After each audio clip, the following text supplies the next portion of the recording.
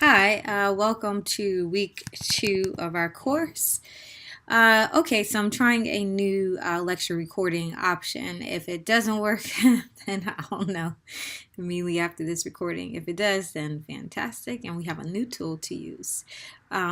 Okay, so to get us started, I wanted to take a quick look at just the unit objectives and what the purpose of this unit will be. The title of it is Serving Gifted Students in General Education Settings, and we will particularly take a closer look at the do's and don'ts of serving gifted students within inclusive settings, the areas of identification of gifted students, the responsibilities of teachers who teach gifted students, and approaches to effectively provide their needs. We won't look deeply into areas. We will more than likely focus in on a couple of other aspects that are pertinent to serving gifted students, because everyone's school systems are a little bit different in regards to how they identify gifted students in the areas that they're gifted in. So to get us started, some outcomes that I hope we achieve at the end of this is after completing this unit, educators will apply the following skills: instructional approaches for accommodating gifted students in inclusive settings, and then methods to support gifted students through instructional approaches and content application. So I added some additional supports and including different curriculum models that have been applied and proven to be effective when designing curriculum plans for gifted students. And I've also looked at a whole plethora of teaching approaches, and I have added supplemental parts or supplemental resources to each of the slideshows that are going to be used within this module. Next, first article, Challenge and Possibilities for Serving Gifted Learners in the Regular Classroom. There was a change with this article because I felt like the one used, the one I originally selected, was more for supplemental support, which we'll use as one of two resources in the second slideshow. So for this one, meeting the needs of gifted students goes beyond the simple differentiation within lessons. I think that oftentimes we have watered down what it means to differentiate. So I actually clarify some of that. And I also want to ensure that we all know that it's not simply adding a plethora of variety of options, but it's actually important that you focus in on the skill development and also how you are bettering the skills of the gifted student. So that means content development and also social and emotional development. Also, this article looks at planning for gifted students, which requires a lot of consideration of overall teaching philosophies, classroom environments, and supportive structures set up within the entire classroom structure. So it's a combination of things that reflect your beliefs about teaching gifted students and serving the needs of special population students, which includes gifted and talented education. Our first supplemental source is a article, Gifted Students Recommendations for Teachers.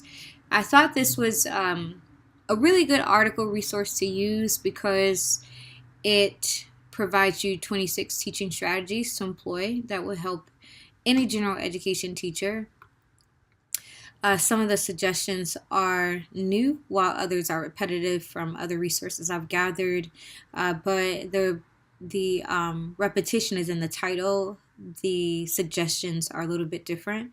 And then one important suggestion I felt like you really should focus on within this supplemental resource is number 17, which says that for your gifted student should be given reasonable and appropriate assignments since they are still children developing just like other students within the general education setting. So that was super important because I feel like sometimes we look at students that are overachievers in gifted education the same way, and we think that, oh, we'll just give them a lot more work. That's actually not the solution because that doesn't develop content. strength, nor does it develop other skills that they need or their actual gifted abilities. So it's important to focus in on that aspect if you haven't already. And I've provided some additional resources for that as well. And then with the last supplemental source 2, serving gifted students.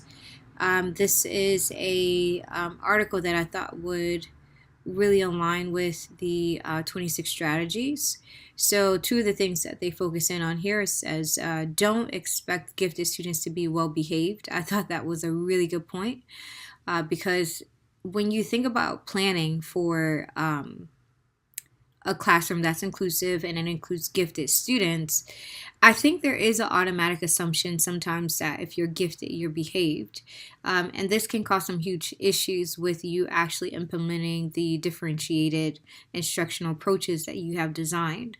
So it's important to think about, and we'll talk a little bit further about this, classroom management, because a lot of the skills that you're asking students to employ are sometimes self-directed, and obviously they can't manage self-direction without I guess a well-managed environment. So this one is kind of critical. And then another, this don't, I think is very critical. The do encourages educators to align assessments and tasks to content-rich resources throughout units, because gifted students require content development and opportunities to build knowledge while growing skills in areas of giftedness. So another thing I've realized through this course is that, or from the creating of the course and putting together the resources for you, is that, well, giftedness is by content or by specific area. It doesn't mean that the gifted student is well developed in every area. They could be an excellent writer, but terrible at solving word math equations. So it's really your job as an instructor to bring out the best in that student, also ensure that they're being developed in all areas, not just the ones in which they're really good at, with effort in bettering their giftedness. So not keeping them where they are, but growing them, growing their skills, and developing areas that are challenges for them, which I like that this article focused in on. And then lastly, Module 2 will wrap up with those additional resources. I encourage you to take your time with the content and consider how you can apply what you gather from this module into your instructional approaches, especially if you are a gifted educator or you are an educator of gifted students. These lectures for this are kind of different, and what I mean by that is, well, some of the content within the actual modules cannot be found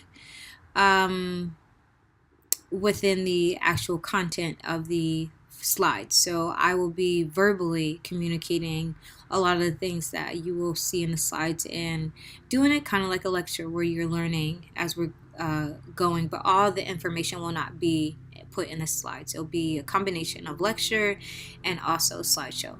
Okay, hope you enjoy the module, and please feel free to email me or call or join me in Zoom for any questions.